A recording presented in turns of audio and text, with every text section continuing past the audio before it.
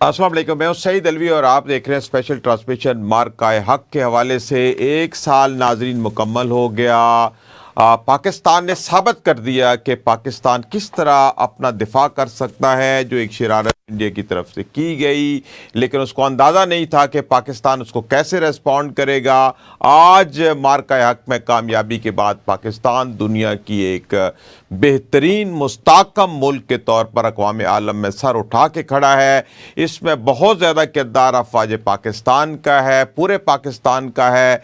आपने देखा नाज़रीन कि जब हम इंडिया के साथ बरसर पैकार थे तो न सिर्फ अफवाज पाकिस्तान, पाकिस्तान की तमाम सियासी जमातें, पाकिस्तान की तमाम क़ुव्वतें बशमूल अवाम एक पेज पे खड़ी थी और एक ही नारा था कि हम पाकिस्तान के साथ खड़े हैं।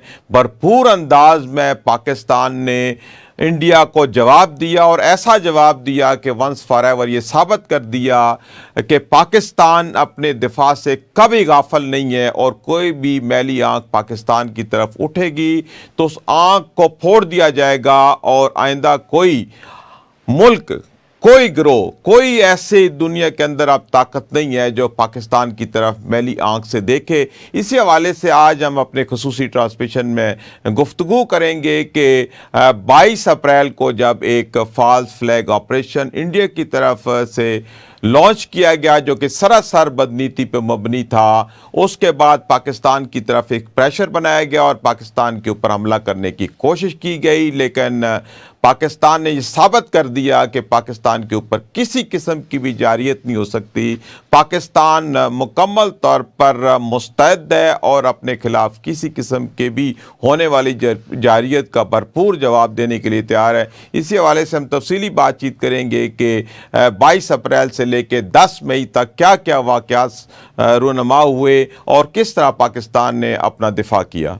प्रोफेसर नईम मसूद साहब, एक इंडिया की तरफ से बेलगाम ड्रामा रचाया गया, एक फॉल्स फ्लैग ऑपरेशन, जिसका मकसद ये था कि इस फ्लैग ऑपरेशन के बाद पाकिस्तान के ऊपर एक सर्जिकल स्ट्राइक की जाए, बहाना बनाया गया, लेकिन दुनिया ने बिल्कुल इस फॉल्स फ्लैग ऑपरेशन पे यकीन न किया। दुनिया को यकीन दिलाने की इंडिया ने बहुत कोशिश की, लेकिन कहीं से भी ये साबित ना हो सका कि वाकई ही पहलगाम का जो एक ड्रामा रचाया गया उसमें कोई पाकिस्तान का किरदार था। ये उनका अपना एक इंटेलिजेंस फेलियर था, अगर ये हुआ भी है, लेकिन हुआ नहीं था, एक फॉल्स फ्लैग था। उसके बाद फिर ठन गई और बिल्कुल हालत जंग में आ गए इंडिया और पाकिस्तान। फिर बिल आखिर पाकिस्तान ने 10 मई को वो कर दिखाया कि जो इंडिया सोच भी नहीं पा रहा था। बल्कि पिछले दिनों में सुन रहा था भारतीय वज़ीर ख़ारजा ये कह रहे थे कि हमें तो वहमो गुमान में भी नहीं था कि पाकिस्तान की तरफ से इस कदर शदीद जवाब आएगा, तो हम शशदर रह गए। और वो ऐसे मुबहम अल्फाज में कह रहा था कि कुछ तैयारे हमारे डैमेज हुए, लेकिन दुनिया ने फिर बताया कि कितने जो जहाज़ उनके गिरे और उनके साथ क्या हुआ। तो प्रोफेसर साहब ये बताएं कि इस फॉल्स फ्लैग से ले के ऑपरेशन बनियानुल मरसूस तक क्या कुछ हुआ, इस पे ज़रा एक नज़र डालें। बात है 10 मई 2025 की। 10 मई 2025 से 10 दिन पीछे जाएं, बल्कि आप आखिरी हफ्ते में चले जाएं 2025 के अप्रैल के आखिरी हफ्ते में। हमारा कोई कसूर नहीं था। हम अमन पसंद पाकिस्तानी, हमारी कौम अमन पसंद, हम अपने मामलात में उलझे हुए थे। पहलगाम का एक बहाना बनाया गया। भारत की पुरानी आदत है कि वो फॉल्स फ्लैग ऑपरेशन नामी चीज़ों का मिसयूज़ करता है। मिसयूज़ क्या करता है? भारत हमेशा करता और तरजीह ही फॉल्स फ्लैग ऑपरेशन को देता है। फॉल्स फ्लैग ऑपरेशन क्या होता है? एक झूठा बहाना गढ़े और बहाना गढ़ने के बाद आप जिसको पसंद नहीं करते, जिस मुल्क को पसंद नहीं करते, उसके ख़िलाफ़ प्रोपेगेंडा शुरू कर दें। यहाँ प्रोपेगेंडा नहीं हुआ था, बल्कि भारत पाकिस्तान पे चढ़ दौड़ा था। 1 दिन, 2 दिन, 3 दिन हमने बर्दाश्त किया। आखिर तीसरे दिन हमने भारत को ये बता दिया कि आपने गलत जगह पे पंगा लिया है, गलत लोगों से पंगा लिया है। آپ نے اس جوہری توانائی کے حامل ملک سے پنگا لیا جو ایک نظریاتی ملک ہے. آپ نے تو اس ملک سے پنگا لے لیا جس کی فوج دنیا کی چند بہترین فوجوں میں سے ایک ہے، پروفیشنلزم کی علامت ہے، بلکہ سمبولک پروفیشنلزم فوج سے آپ نے پنگا لیا. آپ نے یہ سمجھا کہ شاید ہم آئی ٹی میں آپ سے پیچھے ہیں، آپ نے یہ سمجھا کہ شاید ہم سائنس اینڈ ٹیکنالوجی میں آپ سے پیچھے ہیں. پھر کیا دیکھا؟ ایک گرا، دو گرے، را بھی فیل اور فیل بھی فیل، را فیل، دوہری شکست آپ کو ہوئی. نہ کو چنے پاکستان کی فضائیہ نے، پاکستان کی بحری افواج نے اور نیوی نے ناک کو چنے چبا دیے. پھر آپ کو کیا سمجھ آئی؟ سال گزر گیا، ہم فاتح ہوئے 10 مئی 2025 کو، اور آج ہم سیلیبریٹ کر رہے ہیں وہ فتح. ہم تو وہ لوگ ہیں کہ ہم کیا امن چاہتے ہیں، ہم امن چاہتے ہیں جنگ کے خلاف. اگر جنگ لازمی ہے تو پھر تو ہم کہتے ہیں پھر جنگ ہی صحیح. پھر آپ نے دیکھ لیا کہ آج 2026 کے 10 مئی کو ہم فاتح ہیں. میری قوم کا سر فخر سے بلند ہے، میرے پاکستانیوں میں پاکستانیت ہے. میری تمام سیاسی پارٹیاں، میرے ملک کی تمام سیاسی پارٹیاں دشمن کے لیے ایک صفحہ پر ہیں. ہمارے داخلی معاملات کچھ بھی ہوں، ہمارے سرحدی معاملات کچھ بھی ہوں، ہمارے خارجی معاملات کچھ بھی ہوں، لیکن جب دفاع وطن کی بات آتی ہے تو ہمارے رگ و ریشے میں وطنیت ہے، پاکستانیت ہے، جیسا کہ آپ نے دیکھا. اور آپ تو ہمیں کہتے رہے کہ ہم ایک دہشت گرد ریاست ہے. آپ نے دیکھا کہ جو صلح رشیا نہ کروا سکا، آپ کو کسی نے منہ نہیں لگایا عالمی سطح پہ، جو کام ملائیشیا بھی نہ کر سکا، جو کام شاید چائنا بھی نہ کر سکا، وہ کام آج پاکستان کر رہا ہے. پاکستان بہترین، قابل اعتبار اور قابل اعتماد ملک ہونے کے ناطے تیسری عالمی جنگ کو روکتا ہے، ایران امریکہ کی جنگ کو روکتا ہے. دو متحارب گروپوں کو، گھر میں تو دو بچے لڑ پڑیں تو انہیں اکٹھا بٹھانا بڑا مشکل ہوتا ہے، لیکن ایک طرف تہذیب و تمدن کا بہت بڑا پہاڑ ایران، اور دوسری طرف ٹیکنالوجی میں آسمان کو چھوتا ہوا امریکہ. لیکن اسلام آباد میں کیا ہوا؟ اسلام ہوا، امن ہوا، امن کی آباد کاری ہوئی. اور اسلام آباد میں ہم نے ایران والوں کو اور ہم نے امریکہ والوں کو بٹھا کے کہا صلح کیجیے. آج ہم لگے ہوئے ہیں. اور بھارتیوں یہ یاد رکھیے گا، ابھی جب اگلا سال ہوگا 2027 میں، ہم جشن منا رہے ہوں گے، دو جشن. ایک امن پسندی اور امن قائم کرنے والے وہ پاکستانی کہ جو امن کے پیامبر ہیں، امن کے سفیر ہیں، ہم وہ جشن منا رہے ہوں گے. اور دوسرا جشن 2027 میں بھی ہمارا یہ ہوگا جو ہم نے آپ کو 10 مئی 2025 میں دھول چٹائی تھی. ہم فاتح پاکستان، ہم امن پسند پاکستان، ہم بہترین فوج کے حامل پاکستانی، اور ہم سے پنگا بھارت کبھی نہ چنگا. عقیل صاحب، آپ جیسے گفتگو سن رہے تھے پروفیسر صاحب کی کہ ایک طرف پہلگام ڈرامہ ہوا تو دوسری طرف پھر افواج پاکستان نے اپنے ملک کی حفاظت کے لیے وہ کر دکھایا کہ جو ایک بنیا ہندو جو ہے وہ سوچ بھی نہیں سکتا تھا. ان کے رونگٹے کھڑے ہو گئے اور اخیر ان کو جان چھڑانا پڑی کہ کسی بھی طریقے سے پاکستان جو ہے وہ جنگ بندی کر دے. تو آپ یہ جو 18 دن تھے، قریب 22 اپریل کو ایک فالس فلیگ آپریشن کیا جاتا ہے بدنیتی پہ مبنی انڈیا کی طرف سے، جس کا بہانہ بنا کے وہ پاکستان کے اوپر چڑھ دوڑنا چاہتے تھے. لیکن اس دفعہ افواج پاکستان نے وہ کر دکھایا کہ جو ہندو ایکسپیکٹ ہی نہیں کر رہے تھے. آپ کیسے دیکھتے ہیں سارے معاملے کو؟ بہت شکریہ الوی صاحب. آج اس واقعے کو 1 سال مکمل ہو چکا تو ہم اس واقعے کو یاد کر رہے ہیں. صحیح. اور قومیں ہمیشہ اپنے تاریخی ایام کو اور تاریخی واقعات کو اسی طرح یاد کرتی ہیں. اصل بات یہ ہے کہ ہندوستان نے پاکستان کو کبھی بھی دل سے قبول نہیں کیا. جس دن پاکستان مارز وجود میں آیا، ہندوستان اسی روز سے اس امر کے لیے کوشاں تھا کہ کسی طرح مملکت پاکستان قائم نہ رہے، اور اس کا خواب اکھنڈ بھارت کا تھا کہ بھارت پھر یکجا ایک ملک بن جائے۔ صحیح۔ اس کے لیے وہ مسلسل کوششیں کرتا رہا۔ پہلی کوشش کشمیر کے حوالے سے ہوئی، اس کے بعد پھر اس نے 1965 کے اندر یہ کوشش کی جو ناکام ہوئی، اور اس کے بعد اس کی تیسری کوشش دسمبر 1971 میں تھی، جس کے نتیجے کے اندر ہمارا پیارا وطن پاکستان دولخت ہو گیا۔ یہ سقوط ڈھاکہ اور سقوط مشرقی پاکستان کا سانحہ ہماری ملی تاریخ کا ایک انتہائی داغدار واقعہ ہے، جس کی مثال ہمیں سقوط بغداد اور سقوط غرناطہ کی یاد دلاتی ہے کہ دنیا کی سب سے بڑی مملکت اسلامی پاکستان اپنے قیام کے 24 سال اور چند ماہ کے بعد دولخت ہو گئی۔ تو اس کے بعد ہمارے ہاں یہ جذبہ بھی پیدا ہوا کہ ہمیں اس مملکت کو قائم رکھنا ہے اور اس کے لیے ہر قربانی دینی ہے۔ صحیح۔ ہماری فوج نے اس کے لیے پوری تیاری کی، کیونکہ وہ یہ بات جانتی تھی کہ ہندوستان اکھنڈ بھارت کے لیے کوشاں ہے، اور وہ پاکستان کو صفائے ہستی سے ختم کرنے کے لیے اور دنیا کے نقشے سے اس کے وجود کو ختم کرنے کے لیے مسلسل کوشاں ہے۔ تو بھارت نے ہمارے ملک کے اندر مختلف طریقوں سے پراکسی وار بھی کر رہا تھا، جی بالکل۔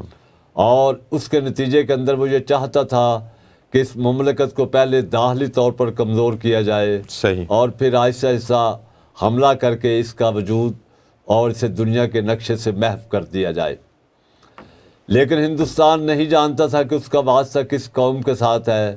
یہ وہ قوم ہے کہ جو اللہ اور اللہ کے رسول کے نام پر قائم ہونے والے اس ملک کے لیے جس طرح اس نے جانیں دی، 1965 کی جنگ اس کی تاریخ ہے۔ صحیح۔ دیکھیے، اگر 1971 کے اندر ہماری مملکت پاکستان دولخت ہوئی تو اس کے بڑے سارے عوامل تھے۔ ہماری داخلی کمزوریاں بھی تھیں، غیروں کی سازشیں بھی تھیں، صحیح۔ اور اغیار کا شخصانہ بھی تھا۔ صحیح۔ تو لیکن جب اب کی بار ہندوستان نے یہ کوشش کی کہ اس نے کشمیر کے ایک شہر پہلگام کے اندر ایک واقعہ کیا، اور اس واقعے کے اندر آنن فانن 26 آدمی مارے گئے، اور اس واقعے کے چند لمحوں کے اندر اس نے یہ FIR بھی درج کروا دی، جس میں اس نے اس کا مکمل الزام پاکستان کے اوپر عائد کیا۔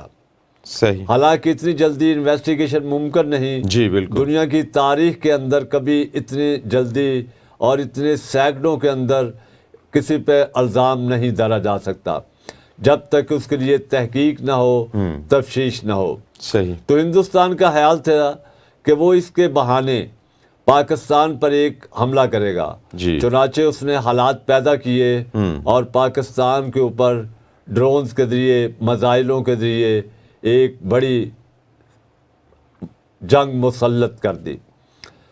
ہماری فوج نے چند گھنٹے تک تو انتظار کیا، اور چند گھنٹوں کے بعد انہوں نے پوری جامعہ تیاری کے بعد جب اس نے جواب دیا، صحیح۔ تو اس جواب کے نتیجے کے اندر ہندوستان کو یہ پتہ چل گیا کہ اب پاکستان وہ پاکستان نہیں رہا، صحیح۔ اور اس کی فوج جو ہے وہ دنیا کی جس طرح پروفیشنل طور پر بلند ترین فوج ہے، اس نے جواب دیا، بلکہ ہم نے اپنے ماضی کا بدلہ بھی لے لیا۔ صحیح بالکل۔ جب ہندوستان نے یہ سمجھا کہ وہ اپنے مقاصد میں کامیاب نہیں ہو سکا، صحیح۔ اور پاکستان کا حملہ بڑا پرجوش اور بڑا زوردار رہا، تو اس نے فوری طور پر اپنی شرائط پیش کی اور امریکہ کی ثالثی کے ذریعے جنگ بندی کے لیے درخواستیں کی۔ جی بالکل۔ یوں پاکستان چونکہ ایک پرامن ملک ہے، وہ کبھی بھی جنگ نہیں چاہتا، تو اس نے جنگ بندی کی۔ ان عالمی سفارتی کوششوں کے نتیجے کے اندر اسے قبولیت بخشی صحیح۔ اور جنگ کر دی۔ بالکل۔ لیکن اس کا فائدہ یہ ہوا کہ پاکستان کے امیج پوری دنیا کے اندر سربلند ہوا. بالکل. اس لیے کہ ہماری فوج نے جس بہادری کے ساتھ اپنے وطن کا دفاع کیا اس نے ایک نئی تاریخ مرتب کر دی. صحیح بات. اس کا نتیجہ یہ نکلا کہ آج ہمارا عالم اسلام بھی ہم پر فخر کرتا ہے. بالکل. دنیا بھر میں ہمارا امیج بہتر ہوا. صحیح. اور ہمارے بیانیوں کو قبولیت بھی ملی. صحیح. بالکل. جس کا نتیجہ یہ ہے کہ آج پاکستان پوری دنیا کے اندر ان باوقار ملکوں میں ہے صحیح. جو امن کے لیے خواہش مند ہیں اور جو یہ اپنے وطن کے لیے پوری طرح کوشاں ہیں کہ اس کو مضبوط و مستحکم بنایا جائے. صحیح. پاکستان کبھی بھی جارحیت کا حامی نہیں رہا لیکن اپنے دفاع سے بھی کبھی غافل نہیں رہا. بالکل صحیح کہہ رہے ہیں. اچھا حکیم صاحب بتائیے کہ اس آپریشن بنیاد المرصوص کے دوران پاکستانی قوم کتنی متحد رہی اور کتنی قومی اور ملی یکجہتی کا مظاہرہ ہوا کہ جو کہ افواج پاکستان کے پیچھے کھڑا تھے, پوری ایک قوم کھڑی تھی, کیا وہ منظر تھا, ذرا بیان کریں. دیکھیے جہاں تک اس بات کا تعلق ہے قوم کا تو آپ ہماری پرانی تاریخ کو دوہرا کر دیکھیں. وہ 1948 میں کشمیر میں ہونے والی جنگ ہو, وہ 1965 کی جنگ ہو, 1971 کی جنگ ہو, بالکل, یا عالم اسلام میں کہیں بھی کوئی واقعہ ہو تو پاکستانی قوم جو ہے وہ اپنے آپ کو امت واحدہ کا حصہ سمجھتی ہے. بالکل. اور وہ ہمیشہ اپنے ملک کے لیے یکجا ہوئی. صحیح. جب جنگ کا اعلان ہوا اور لوگوں نے دیکھا کہ ہندوستان نے ڈرونز اور میزائلوں سے حملے شروع کر دیے ہیں, صحیح, تو پاکستانی قوم پوری طرح یکجا تھی. صحیح بات. اپنے ملک کے لیے دفاع کے لیے کسی جگہ کوئی تفریق نہیں تھی. صحیح بات. کراچی سے پشاور تک بالکل ہر فرد اس ملک کے قیام, اس کی بقا اور اس کے دفاع کے لیے ایک ہو چکا تھا. صحیح ہے, بالکل ٹھیک ہے. جی بالکل ناظرین, اسی حوالے سے بات چیت کا سلسلہ جاری ہے. ہمیں جوائن کیا ڈاکٹر الیاس صاحب نے, ان سے ہم پوچھیں گے کہ اس آپریشن بنیاد المرصوص کے دوران افواج پاکستان نے کس قدر کامیابی سے جنگ لڑی کہ جو کہ مکمل ہم فاتح قرار پائے اور ہم ایک ڈیفینسو پوزیشن سے لے کے ایک بہت ایگریسو پوزیشن میں آ گئے اور دنیا نے دیکھا کہ افواج پاکستان نے کس طرح اپنے ملک کی حفاظت کی, جبکہ یہ سمجھا جا رہا تھا کہ انڈیا کے مقابلے میں شاید پاکستان وہ جواب نہ دے سکے, لیکن افواج پاکستان نے پوری قوم کی تائید کے ساتھ اس طرح جواب دیا انڈیا کو کہ دنیا ششدر رہ گئی اور اس کے بعد پاکستان ایک مضبوط اور مستحکم پاکستان کے طور پہ ابھرا. آپ کیا کہتے ہیں اس حوالے سے افواج پاکستان کا کیا کردار رہا؟ بسم اللہ الرحمن الرحیم. مارکا حق پہ بات کرنے سے پہلے تھوڑا سا اپنے ملک کی بقا سلطنت کے لیے ہماری عسکری صلاحیتوں کا, ان کی اداروں کا تذکرہ کرنا ضرور سمجھتا ہوں. جی ضروری اس لیے کہ چاہے کشمیر کے لیے اس وقت کی سن 47 میں اگر سچویشن ہو, چاہے سن 65 کی جنگ ہو, سن 71 کی جنگ ہو, چاہے سیاچین کے معاملات ہوں, ہر حالت میں اس دھرتی کے نوجوان اپنے سینے پہ گولیاں کھانے کے لیے ایک سیسا پلائی دیوار بن کے ملک کی بقا اور اس کی سلامتی کے لیے کھڑے رہے. آج مارکا حق میں اس پہ بات کرنا اس لیے ضروری ہے کہ یہ جنگ کسی اور حوالے سے چلی, وہ کنونشنل جنگ نہیں تھی, یہ اسلحہ سے زیادہ ٹیکنالوجی کی جنگ بن گئی. اور ہم قوم نے شاید یہ سمجھا تھا کہ ہم شاید ایک پسماندہ قوم ہے اور ٹیکنالوجی کے لیے ہم اتنا نہیں کر پائے جتنا کہ دوسری دنیا کے ترقی یافتہ ممالک کر پائے ہیں. لیکن قوم نے دیکھا کہ ان ہماری افواج نے, چاہے وہ اپنا فضائیہ تھی, چاہے وہ ہمارے آرمی تھی, اور اس سے بڑھ کر جو ان کے ہمارے سائبر کے معاملات کو کنٹرول کرنے والے تھے، ٹیکنالوجی کو کنٹرول کرنے والے تھے، انہوں نے کیا کیا کارہائے نمایاں سر انجام نہیں دیے.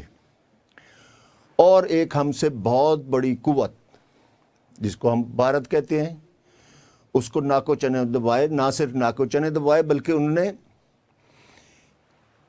اپنی تھوڑی طاقت کے باوجود ان کے بہت سارے جہاز، ان کے اڈے، ان کے ڈیپو، ان کو تباہ کیا اور اپنی ایک دنیا میں اپنا ایک نام کمایا. عوام دنیا کو اس وقت پتہ چلا کہ نہیں، یہ پاکستان شاید اس وقت ٹیکنالوجی کے معاملے میں وہ امریکہ کے ہم پلہ نہیں تو کوئی کم بھی شاید نہ ہو. اور یہی وجہ ہے کہ اس وقت کے صدر، یا اب بھی وہی ہیں، ڈونلڈ ٹرمپ، ان کو یہ جنگ بند کروانی پڑی اور معاملات کچھ سنبھلے. لیکن اس کا رزلٹ کیا ہوا؟ لیبل چاہے جو بھی ہم پہ لگتا رہا، لیکن حقیقت یہ ہے کہ پاکستان نے دنیا میں اپنے آپ کو ایک چھوٹے ملک کی بجائے ایک بہت بڑی طاقت کے طور پہ منوایا، جو کہ فیصلہ سازی، قوت ارادی اور اپنے طاقت کے بل پر کچھ بھی کر سکتی ہے. اور یہ ان فیصلہ سازی اور قوت ارادی کی وجہ سے آج اس جگہ پر پہنچے کہ ہم دو ممالک اور بہت بڑے ایک تہذیب، بہت فارس کی اور آج ایران، اور ایک یونائٹڈ اسٹیٹ آف امریکہ. دنیا کا کوئی ملک ایسا نہیں تھا جن کو انہوں نے کچھ درمیان میں میڈیٹر کے طور پہ آنے کی کوشش کی، لیکن یہ جرأت یہ صرف پاکستان کے حصے میں آئی. اور یہ حقیقت یہی ہے کہ یہ وہ سن 47 سے لے کے آج تک، اس میں کوئی شک نہیں ہے کہ جہاں پہ اگر عوام میں ضرورت پڑی ہے تو ان اداروں نے وہاں پہ بھی خدمت دی. سیلاب کی بات ہوئی، وہاں پہ بھی خدمت کی. لیکن عالمی سطح پر اپنے آپ کو منوایا، عسکری لحاظ سے نہیں بلکہ سفارتی لحاظ سے بھی. اور دلیری، ہمت کی داد دینی پڑتی ہے کہ جنگی حالت کے باوجود ہمارے سپہ سالار کا جہاز پھر بھی، جبکہ ہماری فضاؤں پہ پابندی ہو، کوئی بند ہو، اس کے باوجود ان کا طیارہ فضاؤں میں جاتا ہے اور ایران میں اترتا ہے. یہ ہمت ہے، دلیری ہے ہماری افواج کی کہ ہمارے پرائم منسٹر صاحب کا طیارہ وار زون سے گزرتے ہوئے سعودیہ جاتا ہے اور وہاں پہ مذاکرات کے لیے ان کو منایا جاتا ہے. میں سلوٹ پیش کرتا ہوں اپنے افواج پاکستان کو، ان کی دلیری کو.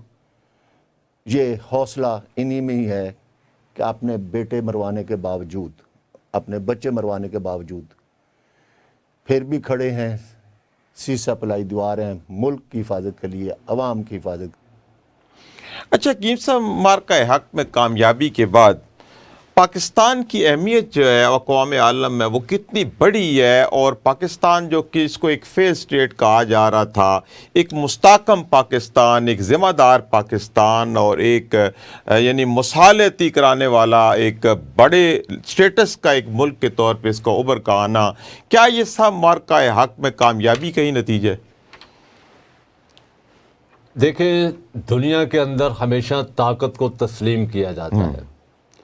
جب پاکستان نے اس مارکہ حق کے اندر اپنی طاقت کو منوایا جی، اور اپنے سے کئی گنا بڑے ملک ہندوستان کو ناکوں چنے چبوائے، اور تو اس کے نتیجے میں پاکستان کا پوری دنیا کے اندر وقار بڑھا. صحیح.